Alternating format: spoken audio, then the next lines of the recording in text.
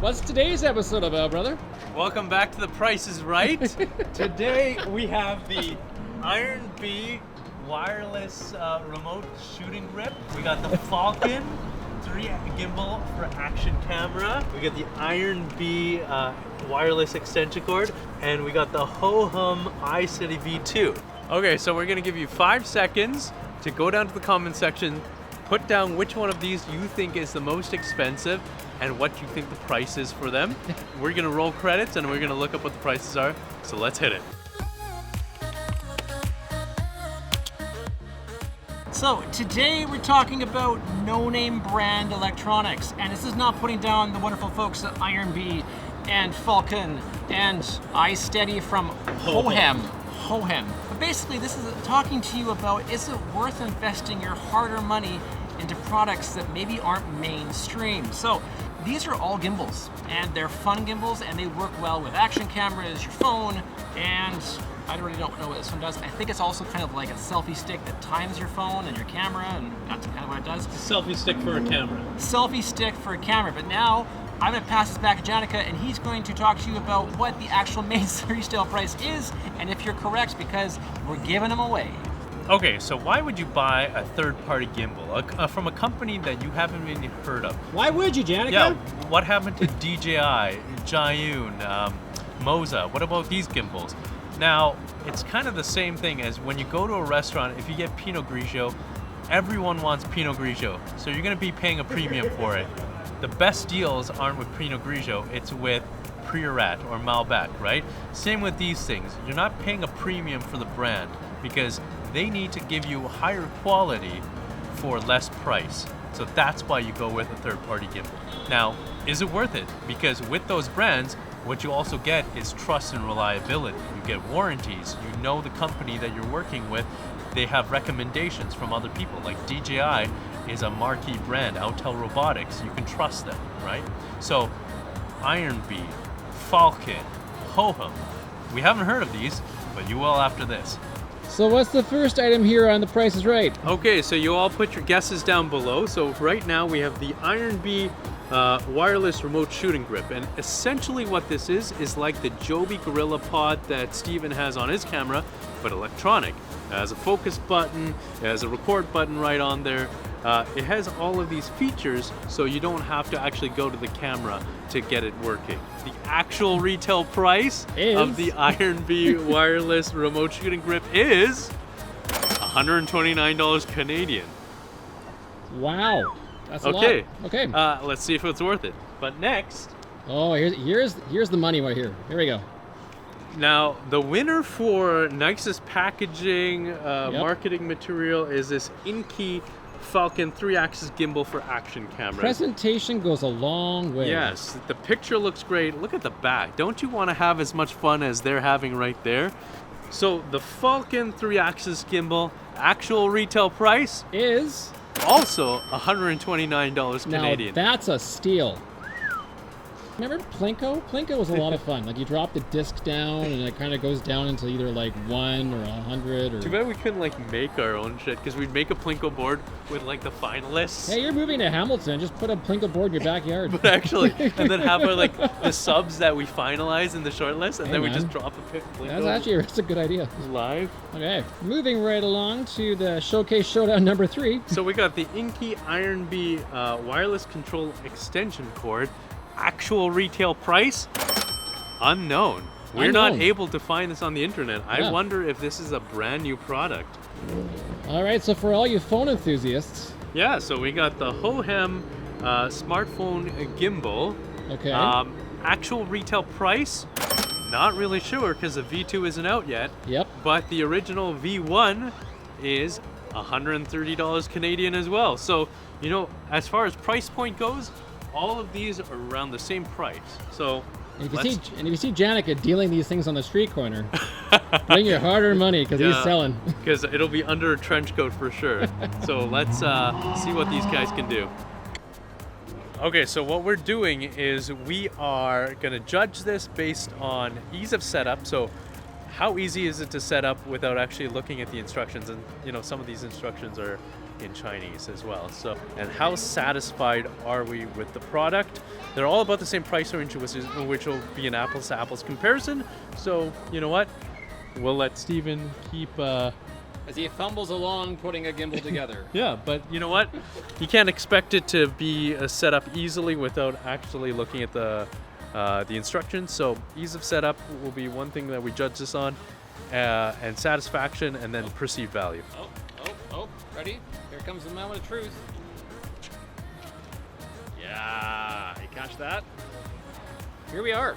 So this is the Falcon 3-axis gimbal. 3-axis gimbal stabilizer for the action camera GoPro series, or also in this case, this is the Osmo Action. So first impressions and first, ideas of this coming straight out of the box is that it isn't bad. Like, in terms of being able to maneuver back and forth on the gimbal, response to going up and down, it's actually not bad for the gyro motors responding to the movements. Like, that's pretty good. For a no-name gimbal brand, I'm impressed. Let's go for a run. All right, let's do it.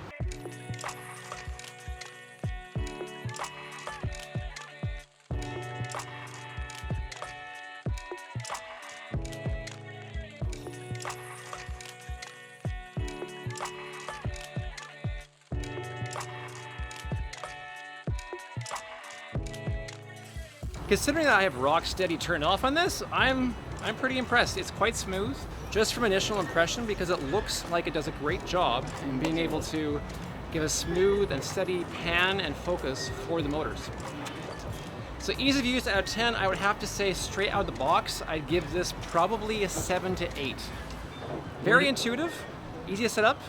The instructions are mostly in Chinese, so that is the one downside. If you were studying Chinese like this man right here behind the camera, or Mandarin or Cantonese, you probably would have a better understanding of the actual functions of this.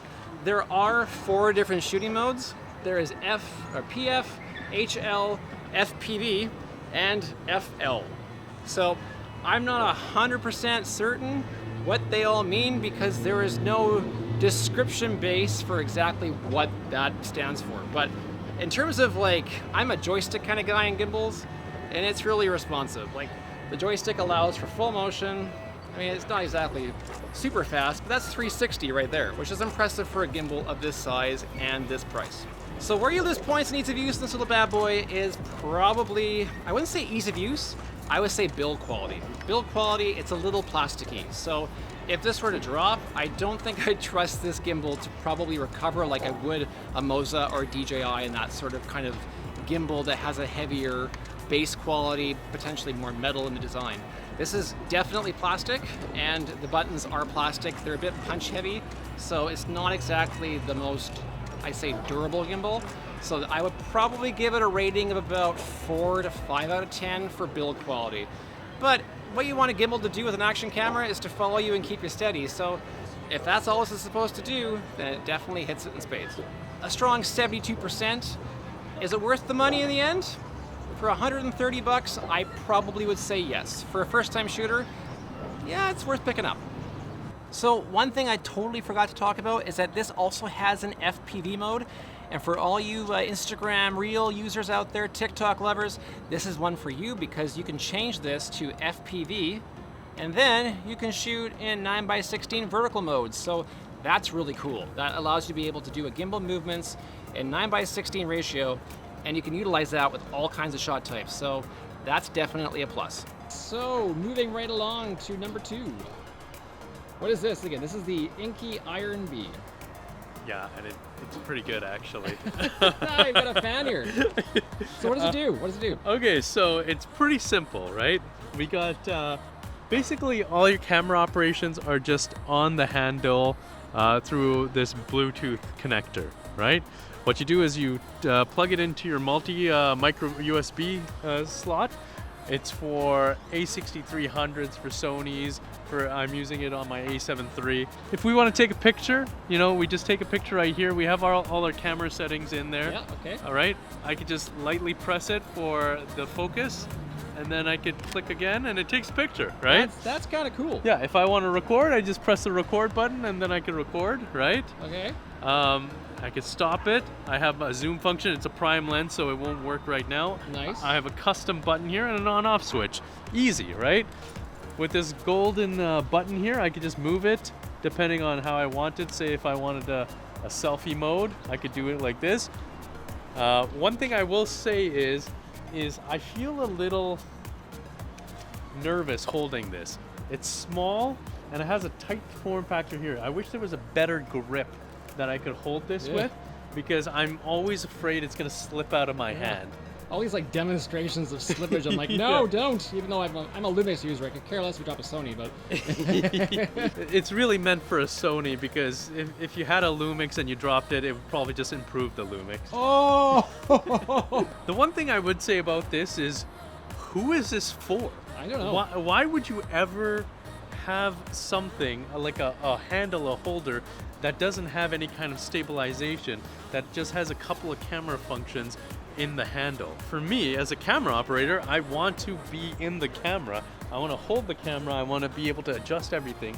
So why would I ever use this? I'm not too sure. Ease of use, 8 out of 10. It was very easy to use. I still had to look at the manual, but like to hook up the Bluetooth setting, to turn on, to sync, I could just pick it up and go. Build quality, it's pretty good build quality. Actually, I would give it an 8 out of 10 as well. I just wish that the handle was thicker like I mentioned, but it's solid. It's some sort of plastic metal polymer. Satisfaction? Satisfaction. I was surprisingly satisfied with this. Guaranteed. 9 out of 10. Whew. I was very skeptical about this. I thought it was going to be trash. Would I recommend? 9 out of 10. You know, Whoa. I don't know who would use this. Like I said, I want to be in the camera, but if you want to use this, it works well, so knock yourself out. What's the next thing on your goodie bag? Okay, we got the INKEE Ironbee extension selfie stick for the cameras. So, you know what? Last time I said, who would this be for? Why would you ever use this? This is for ballers. Because you would need to have some sort of disposable income to buy a camera, a DSLR or a mirrorless camera, just for selfies, right? That's what ballers do. Yeah, exactly. That's what ballers do. And then you have so much disposable income, you don't mind spending it on something like this. So, you know, build quality, I would give this a 4 out of 10. It's plastic and it feels hollow. Yeah. It has a bigger grip, which I like, but I do not trust this as much as I trusted the last Ironbee. No. Flimsy. Yeah, so satisfaction, also 7 out of 10. I don't recommend this product. Ease of use, it's actually designed in the exact same way, so in that way it's still 8 out of 10 for ease of use, but I do not like it. Good. And last but not least, we have the HOHEM, or HOHEM, the iSteady V2, and this is a phone gimbal. So this is kind of like a DJI Osmo, so that kind of idea of being able to utilize your phone now as a steady gimbal. First impressions and initial impressions, we're gonna do two things. We're gonna actually hook my iPhone 12 up to it and take some footage and see how steady it is. And also, I'll talk quickly about the app. You have to get the HOHEM app, which works by Bluetooth, in order to be able to control the phone and also control the gimbal. So, let's roll. So, we are walking along and talking along on the HOHEM iSteady V2, and this is utilizing my phone. Now I can see it's starting to jangle a little bit by going a bit off to the right. So I don't know how centered it is, but I can control it with the little joystick here. And if I do tilt it a bit, it seems like it corrects itself.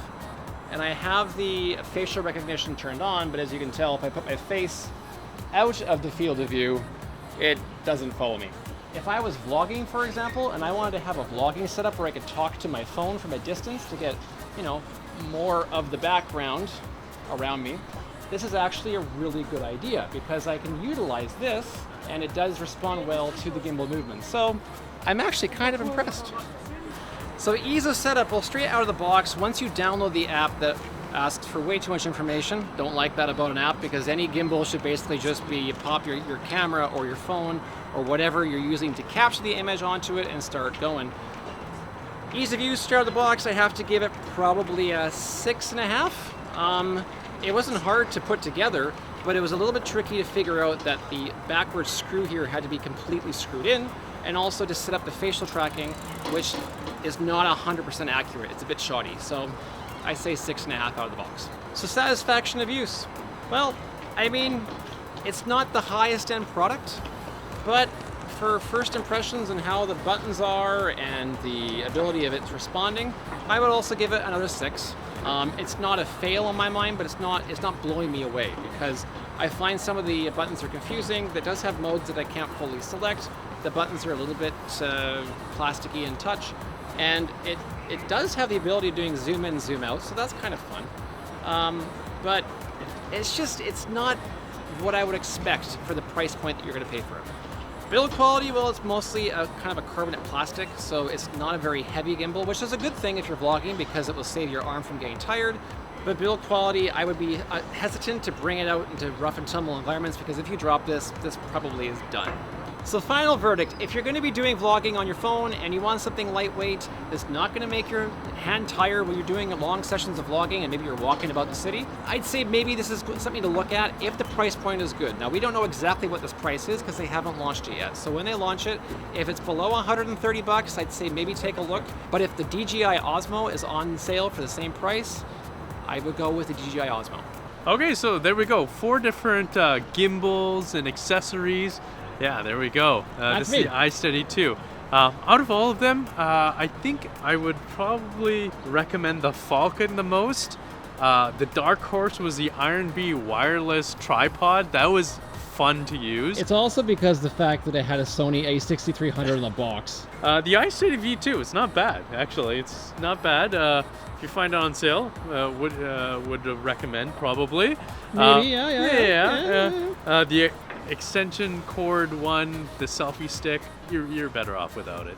But on hindsight, we're giving these all away. Yeah, that's right. So in our next live show, we're going to be giving all 4 of these away to you, the subscribers. So comment below, like and subscribe.